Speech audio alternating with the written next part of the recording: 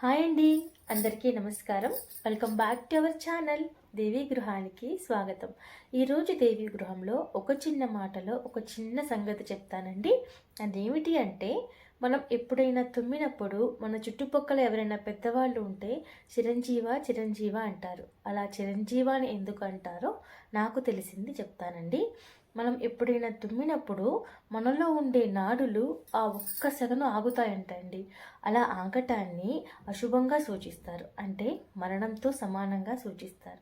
అందుకనే మనం ఎప్పుడైనా తుమ్మినప్పుడు మన చుట్టుపక్కల ఎవరైనా పెద్దవాళ్ళు ఉంటే చిరంజీవ చిరంజీవ అనేవాళ్ళండి. చిరంజీవ అంటే దీర్ఘ జీవితం, దీర్ఘాయుషుతో ఉండు అని అర్థం అన్నమాట. అందుకే మనం ఎప్పుడైనా తుమ్మినప్పుడు తల మీద నీళ్లు చల్లటం కానీ, గుమ్మం మీద నిలబడి తుమ్మినప్పుడు తల మీద నీళ్లు చల్లుతారండి నాకు తెలిసి. అలాగే బయటికి వెళ్ళేటప్పుడు తుమ్మినప్పుడు కాసేపు కూర్చుని వెళ్ళమని చెప్తూ ఉంటారు. సో చిరంజీవ అంటే దీర్ఘ జీవితం, దీర్ఘాయుష్గా ఉండు అని అర్థం అండి. Thank you. ఈ వీడియో మీకు నచ్చితే please like, share and subscribe my channel Devi Gruham. ఇలాగే నాకు తెలిసిన చిన్న చిన్న మాటలు, చిన్న చిన్న సంగతులు మీతో షేర్ చేస్తూ ఉంటాను. ఈ వీడియో ఎలా ఉందో నా కామెంట్ సెక్షన్లో చెప్పండి. Thank you.